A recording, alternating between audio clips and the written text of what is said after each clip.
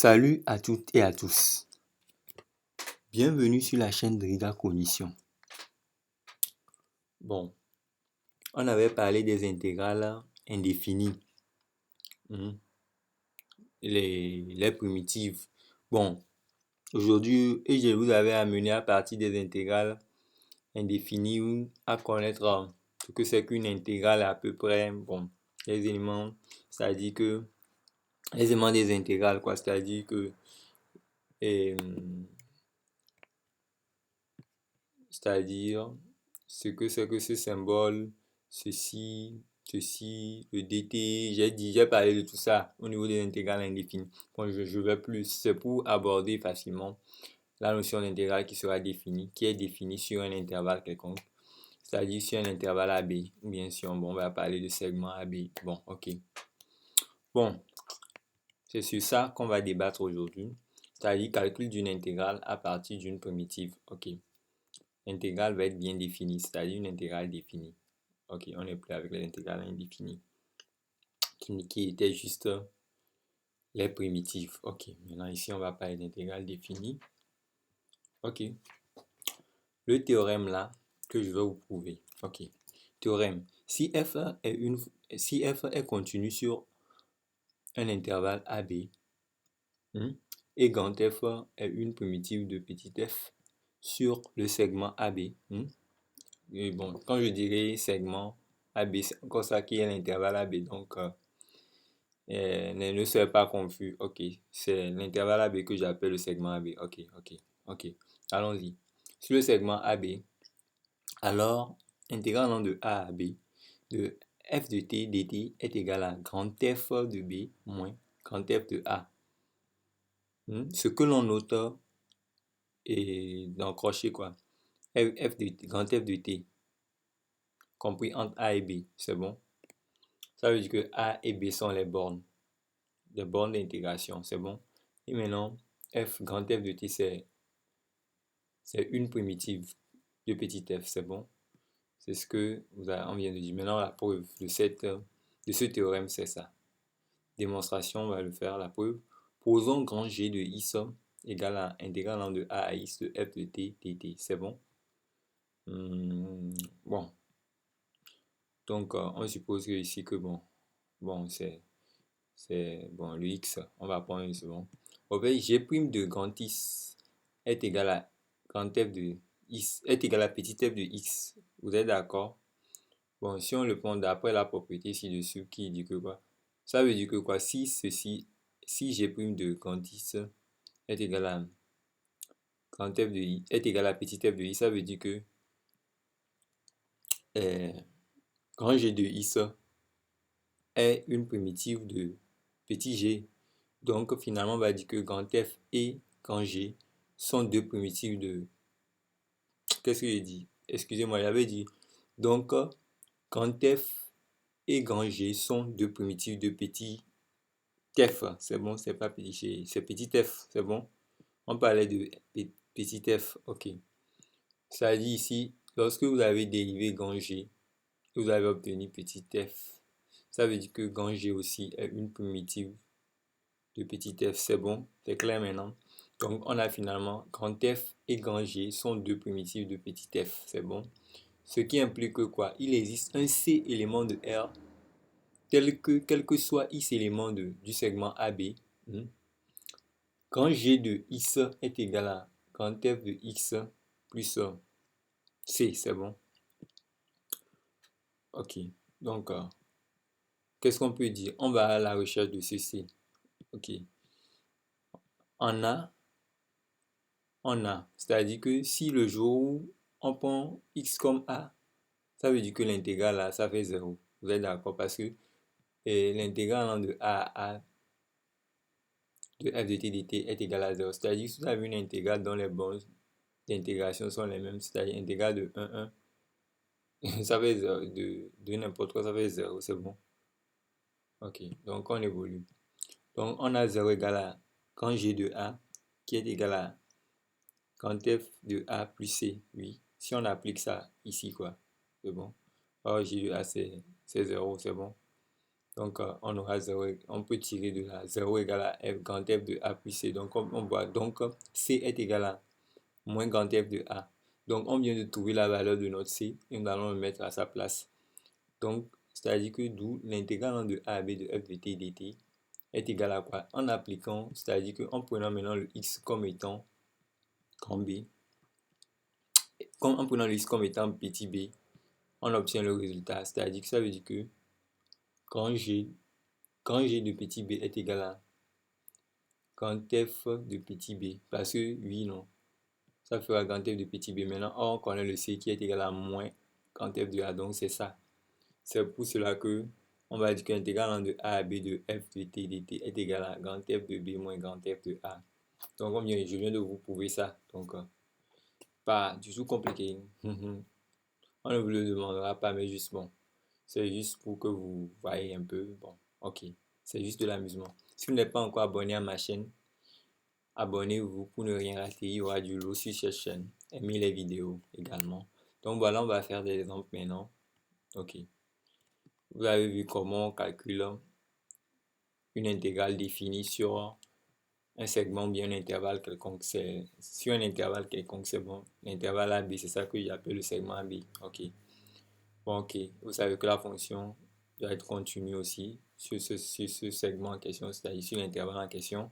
Ok, allons-y. Voilà l'exemple. Intégrale allant de 0 à 1 de 1 sur 1 plus t carré dt. Ça là, c'est...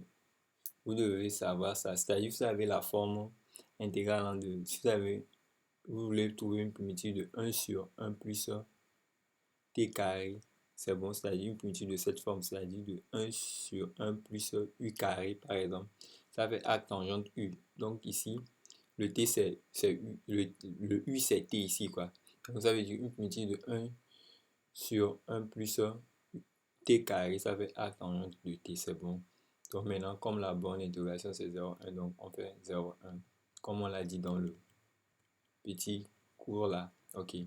Donc maintenant, finalement, or arc tangente 1, ça fait pi sur 4, c'est-à-dire, si vous tapez ça avec le calculateur, vous allez voir, ça fait 45 degrés. Or 45 degrés, c'est pi sur 4. Et moins arc tangente 0, 0, ça fait 0, c'est bon. Comme c'est la borne finale, c'est 1. Donc, c'est pour ça on a appliqué ça en 1 d'abord. Et le début, c'était 0. Donc, on applique ça en 0 enfin, c'est moins. Ok, c'est bon, c'est clair. Maintenant, encore un autre exemple ici, voilà. Intégrale de 0 à 1 de grand x dx, ça fait cocher x au carré sur 2, c'est bon, vous êtes d'accord? 0 compris 0 et 2, donc 0 et 1, donc finalement ça fait 1 demi moins 0, ce qui fait 1 demi, c'est 15, vous êtes d'accord?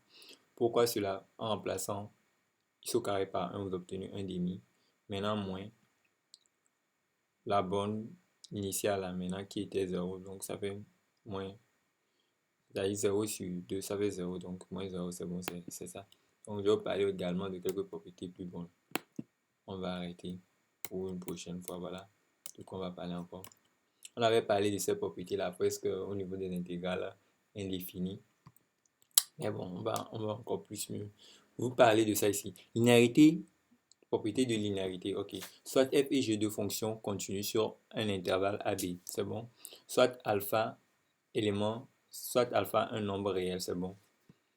Intégrale allant de A à B de alpha f de x dx est égal à alpha intégrale allant de A à B de f de x dx, c'est bon.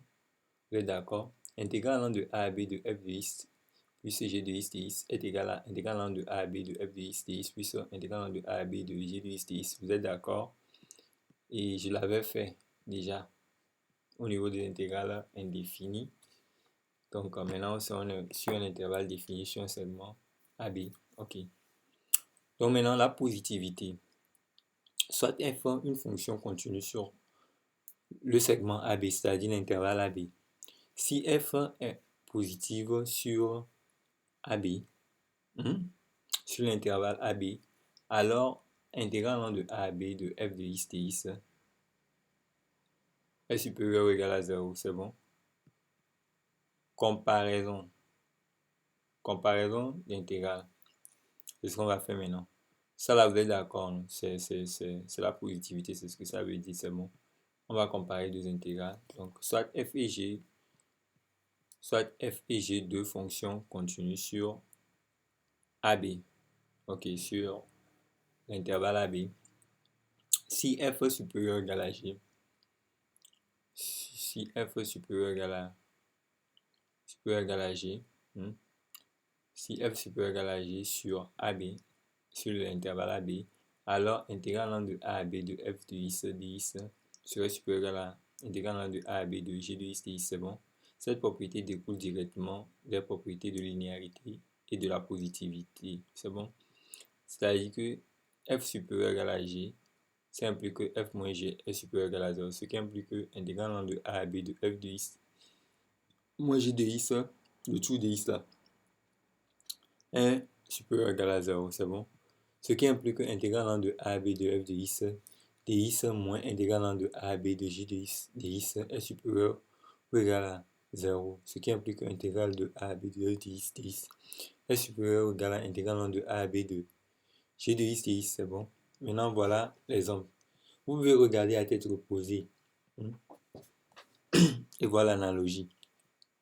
Donc, bon, ceci, on veut montrer que l'intégrale est supérieure à l'intégrale. Donc, en fait, pourquoi? Sur 1, 3, x au carré est supérieur à x, c'est bon. Bon, pour savoir cela, bon, si par exemple on vous donne des intégrales comme ça, on vous dit de montrer que vous avez peut-être l'intégrale de 1 à 3 de x au carré dx supérieur à l'intégrale de 1 à 3 de x dx. On vous dit de prouver ceci.